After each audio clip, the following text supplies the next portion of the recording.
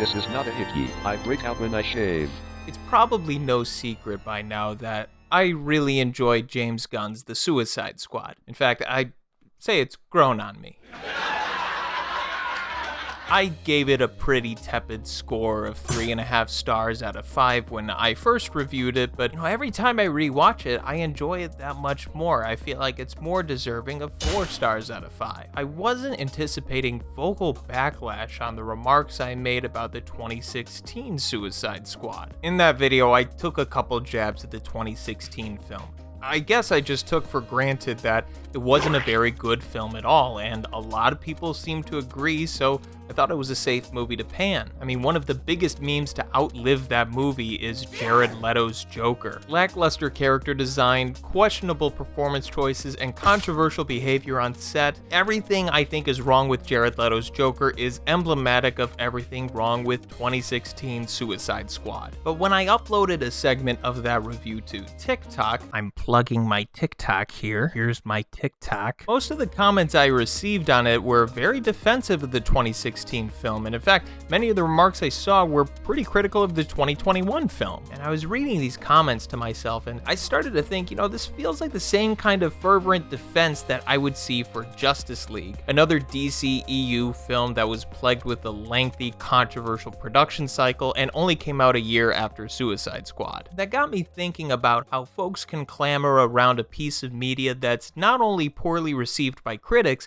but by most audiences too. How can a piece of media that's so uniquely itself that it ends up hurting itself in the confusion end up an underdog story? That right there is a cult film, which leads me to a weird question, and I don't want you to answer it yet. Just bear with me here. Is Justice League a cult film?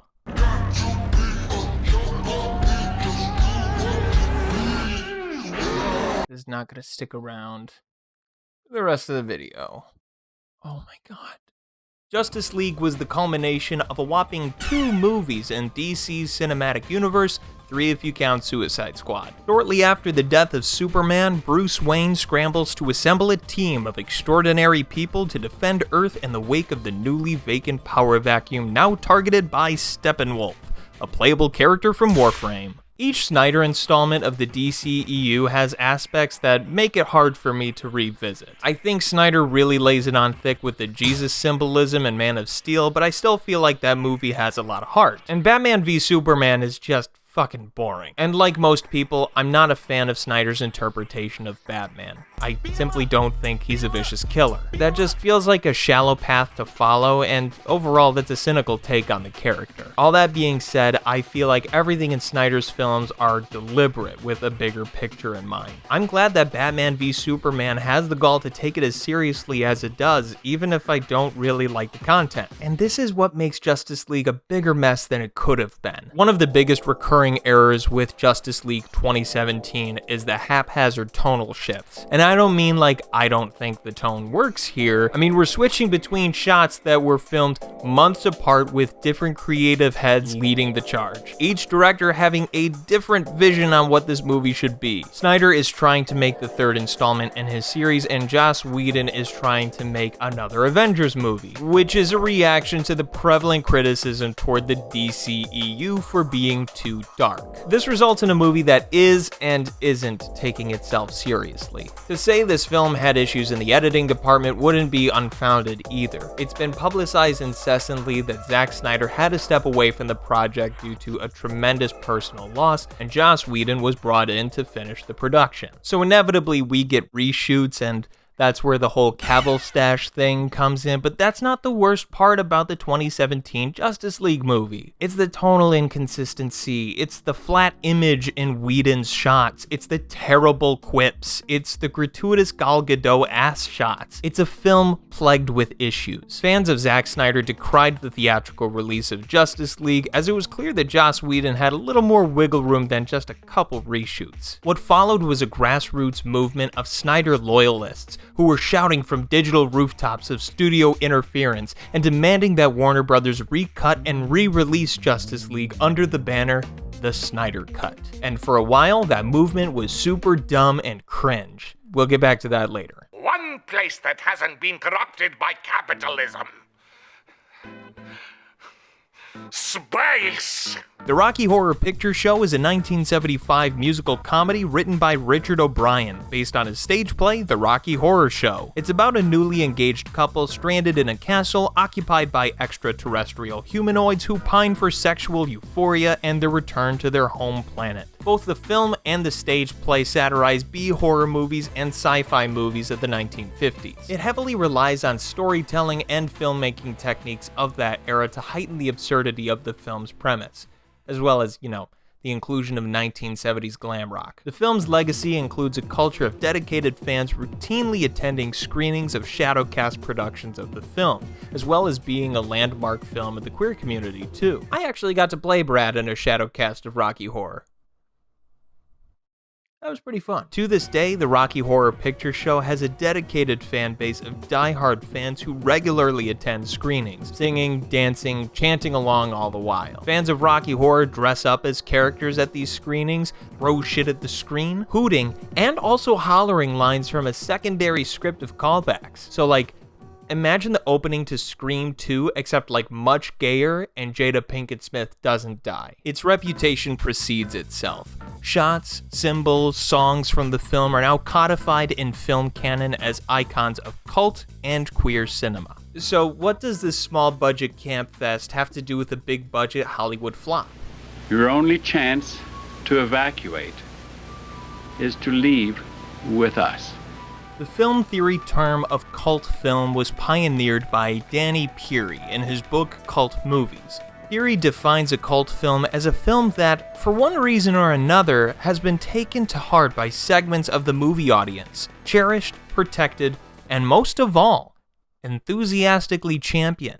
That's a surprise tool we can use for later. Peary also adds that these movies are born in controversy, in arguments over quality, theme, talent, or other matters. Since Peary's definition is pretty loose, it casts a wide net on what can be considered a cult film. Peary does make sure to uninclude Hollywood films because by his standards in 1981, it was pretty easy to determine whether or not audiences generally liked a movie or not. As we know now, that is not the case anymore. On top of that, those movies made a lot of money, so it's kind of hard to be considered underappreciated if you turned a pretty big profit. But Danny Peary doesn't actually care about the financial side of things. He actually name drops a couple of big films in his essay, like Casablanca, The Wizard of Oz, and Citizen Kane, because of the discussions people have about those films years and years later. These films have dedicated fans that think that there's something worth dissecting all those years later.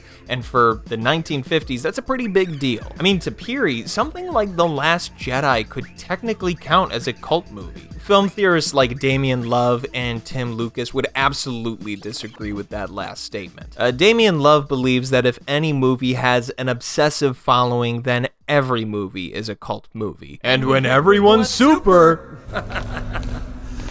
no one will be.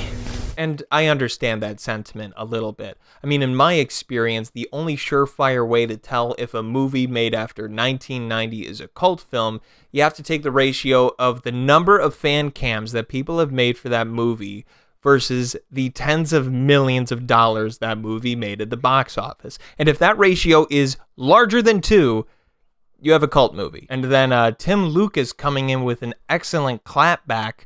I don't believe films like Casablanca or The Wizard of Oz qualify. There you go, the least verbose piece of film theory you're ever going to read. Lucas subscribes to the stricter idea of what a cult movie would be, the same kind of rules that would apply to a midnight feature where screenings are really hard to find and the movie is basically kept alive by the fans, which puts Rocky in a weird position. Rocky Horror Picture Show is like the cult movie, which is kind of ironic if your understanding of cult movies begins and ends at the ritualistic, word-of-mouth, pre-internet, pre-video cassette era where you have to go out and find those screenings. Does its reputation as the de facto drag queen of cult negate its cultiness? Does it stop being a cult film if it's safe enough for Fox to air its own iteration of it on Thursday at 7 p.m.? If you're like me and believe that cult films can extend past a historical phenomenon, then you'll say no. I mean, hell, Danny Peary doesn't think so either. We shouldn't look to Rocky Horror, which is, oh fuck, no.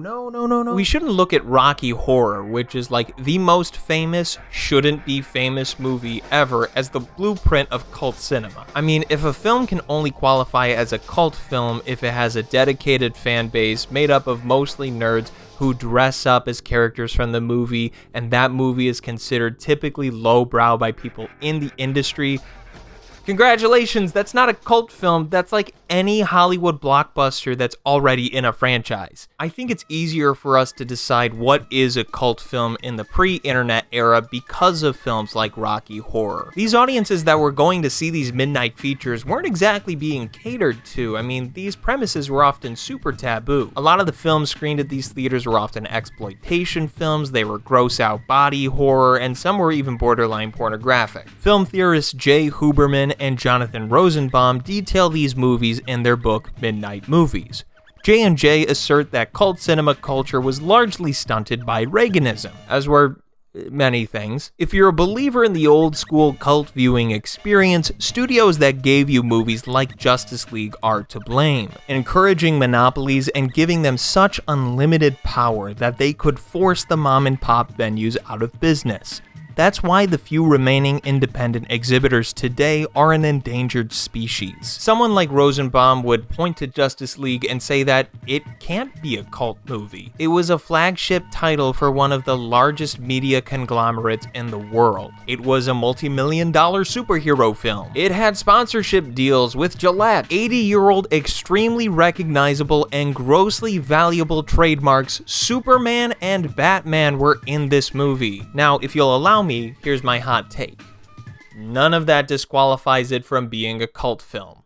Do you guys ever do that thing where you put your hat back on because you're recording on a different night and you want to hide any continuity errors? Good, neither do I. If there's one more lofty piece of film theory that I can throw out there, it would probably be Umberto Eco's theory on cult cinema. Eco's essay is another critical piece of analysis on cult cinema, and he spends the essay using Casa Friggin Blanca as the vehicle. Eco argues in favor of Casablanca's cult status because of the audience's ability to read into the unintentional cliches that are in the movie, and not ones that hinder the movie, they actually elevate it. The same could be said with the Rocky Horror Picture Show. Take that, Rosenbaum, Love, and Lucas, you salty bitches. If there's one defining characteristic of cult cinema that theorists seem to skirt around, it would be the film's interaction with the mainstream. Damien Love would qualify films that slip under the radar or get ignored by the mainstream, using their performance at the box office as a litmus test. And then Love goes on to harp about how the aesthetics of midnight features or of other cult films became selling points or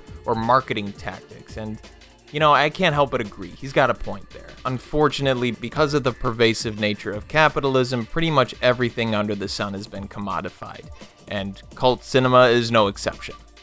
My fucking costume broke. I'm not trying to gatekeep alt culture or counterculture or anything like that. I'm just pointing out that essentially everything's mainstream now. So by that regard, can Justice League be a cult film? I don't really subscribe to Damien Love or Jonathan Rosenbaum's ideas on cult cinema because times have changed. We don't have to be so rigid about the rules. But I do think Perry's ideas have to be amended too. I don't think it's appropriate to call something a cult film if it's a recent artifact. Just like how you wouldn't call a 2016 Corolla vintage or a Nokia flip phone an antique. A film's cult status would have to be part of the circumstance of release and the audience engagement. So here are my personal qualifications of what I would call a cult film. Me, renowned film theorist, Ganhu. They just get one trial of JSTOR and they think they're a fucking film theorist. Number 1, it must demonstrate a unique upset or subversion of mainstream expectations, be that in content matter, general audience interest, or in financial performance. So yeah, this qualification has the most room for interpretation, but